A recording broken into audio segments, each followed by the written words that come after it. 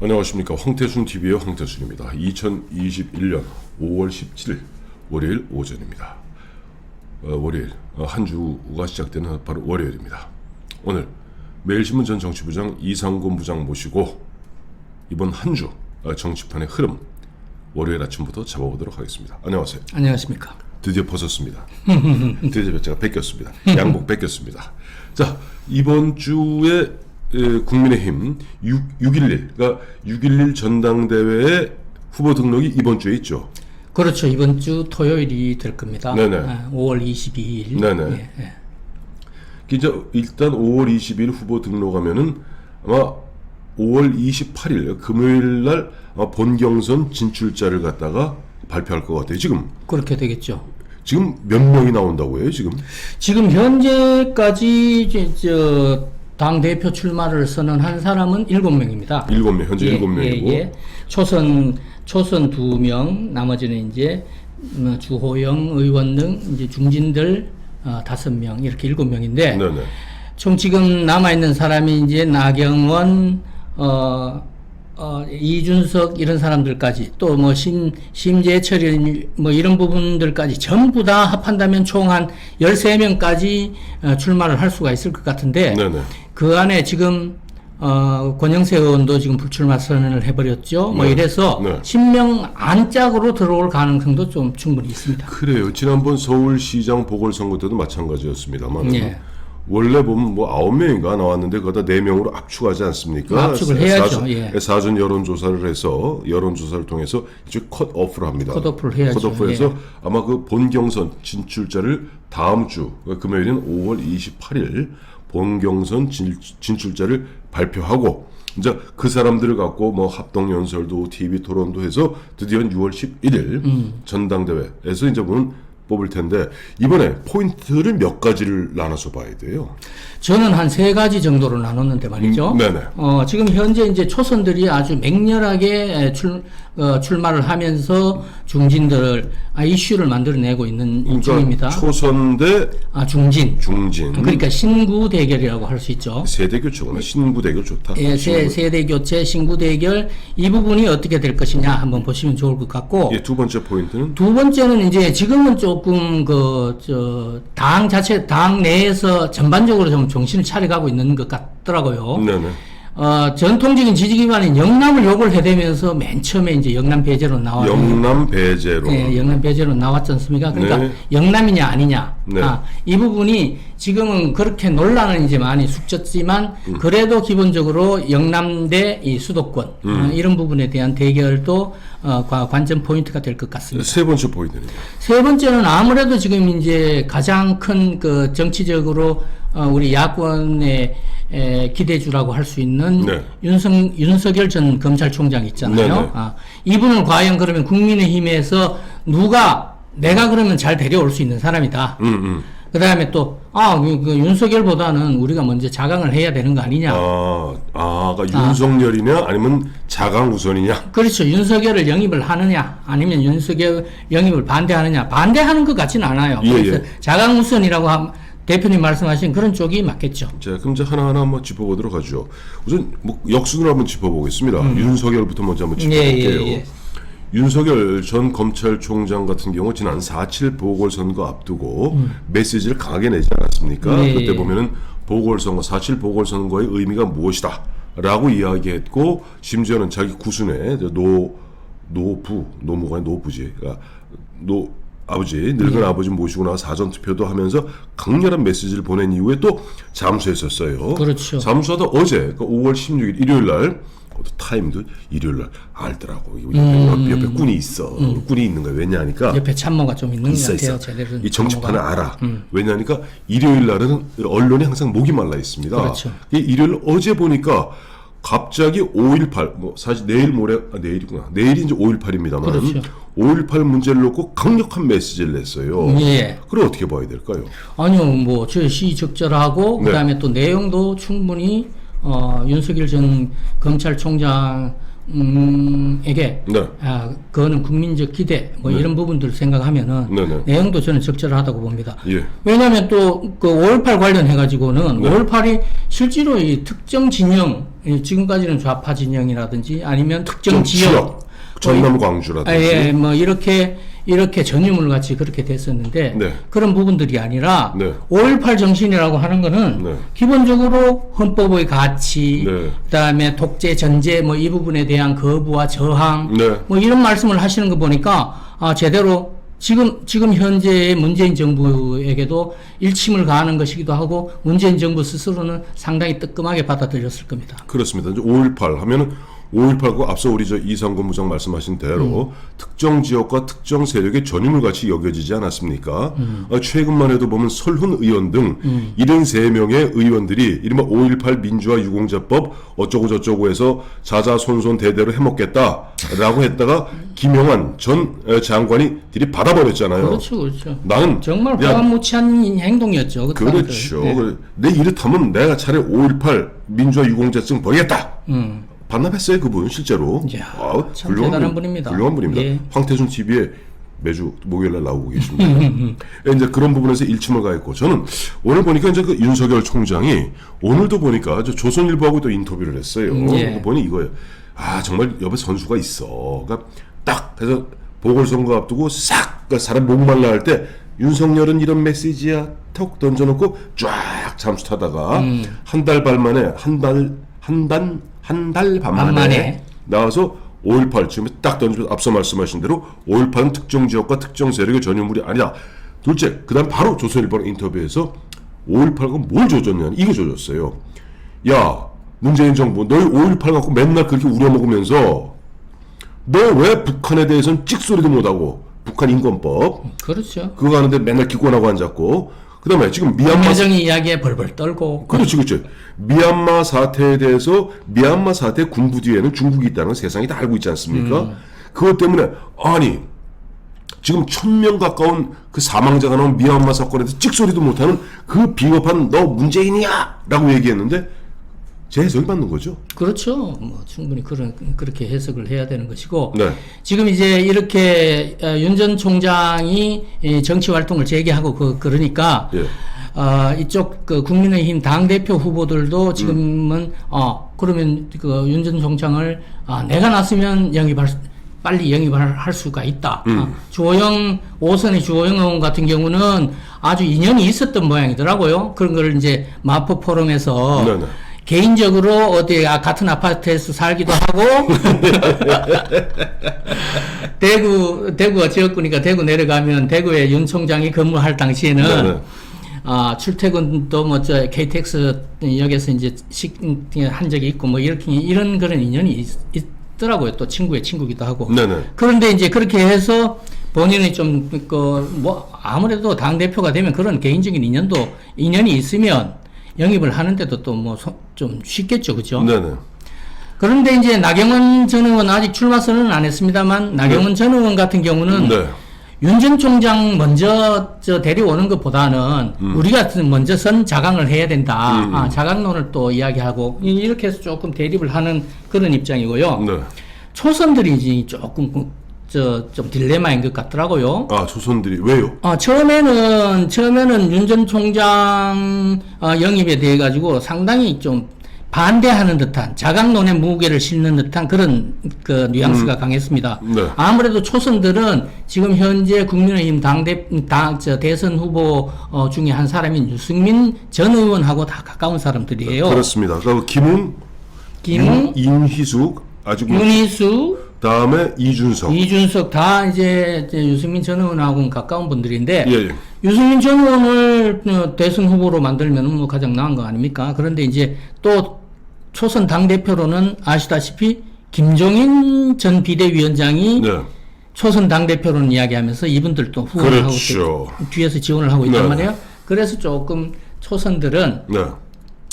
영입과 이 자강을 놓고 조금 이제 딜레마에 있는 거 아닌가 이렇게 분석이 되더라고요. 그래요. 그러니까 윤석열 전 총장을 놓고 이제 큰 틀로 보았을 때는 아무래도 이제 보면은 나경원 전 의원 정도만 지금 보면 자강론을 갖다 주장하고 있고 중진들은 대부분 뭐가 주호영도 말씀하셨습니다만 주호영, 조경태, 그다음에 홍문표 뭐 할 거 없이 윤석열에 대해서는 따뜻한 뭐 시선을 보내는 것 같아요. 그런 것 같습니다. 예, 근데 이제 초선들은 김웅 의원 같은 경우 처음에는 윤석열 전 총장하고 이제 관계 인연을 갖다가 굉장히 강조하면서 내가 윤석열 전 총장을 갖다가 흔한 예로 대통령 후보로 만들 수 있는 적임자다 이 얘기했다가 보니까 아마 유승민 의원한테 한 대 맞은 것 같습니다. 그러면서 말이 빠졌어. 그 말을 조금 쑥 들어간 편이죠. 그래요. 이제 그렇다면 유승민 의원 전 의원 얘기 나온 김에 이번에 영남 배제론 한번 얘기해 보죠. 영남 배제론 요즘 많이 이제 기운은 빠졌죠. 영남 배제로는 많이 기운이 빠졌습니다. 그러니까 단순히 도로 영남당이다, 영남 배제론이다. 그러니까 주 대표도 주호영 의원도 그런 이야기 했지만. 아니 그러면 광주 지금 민주당의 네. 대표와 원내대표 모든 사람들이 다 그 호남 사람들이고 전라도 사람들인데 네. 그럼 민주당은 어디 전라도 당이다 혹은 호남당이다라고 이야기해 본 적 있느냐? 네. 그래서 그런 식으로 이제 이야기를 하는데 또 중부권에서도 정진석 의원이라든지 정진석 의원은 충남이지 않습니까? 공주죠, 공주. 또 권성동 의원이라든지 강원도 분들입니다. 강원도죠. 이런 분들이 또 지속적으로 그 부분에 대해서 해당 행위다, 뭐 일탈이다 이런 식으로 해서 이야기하니까 네. 이제 맨 처음에 이 영남 배제론을 이야기했던 초선들이 지금은 상당히 많이 숨이 죽었고요. 그 다음에 어제도 초선 출마자 중에 김은혜 의원이라고 있습니다. 경기도 분당에. 김은혜 의원 같은 경우는 그건 뭐 백해무익하다. 영남 배제론이라는 거는 자해다. 뭐 이런 식으로 이야기하면서 도로 한국당 예를 들어서 다시 옛날에 황교안 대표 체제 때의 도로 한국당으로 돌아가는 것이 문제지. 그때는 김은혜 의원이 잘 모르고 미래통합당입니다. 그때는. 그러니까 그 이제 미래통합당인데. 저는 자유한국당이었죠. 그런 자유한국당으로 한국당 체제로 돌아가는 것이 문제지. 네. 영남이 무슨 문제냐. 네.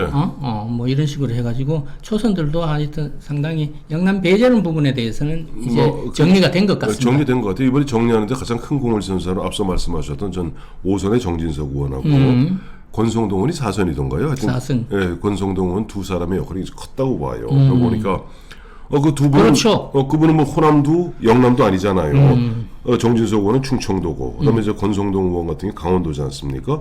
그런 상태에서 아까 말씀하신 대로 해당 행위다라고 단칼에 잘라버리면서 그렇죠. 예. 초기에 이른바 초동 진압 뭐 진압이라는 표현이 그렇습니다만은 초동에 그냥 쓸데없는 정말 쓸데없는 짓이 쓸데없는 예. 내부에 이른바 스스로를 갉아먹는 그와 같은 부분을 갖다가 조기에 정리한 것 같아요.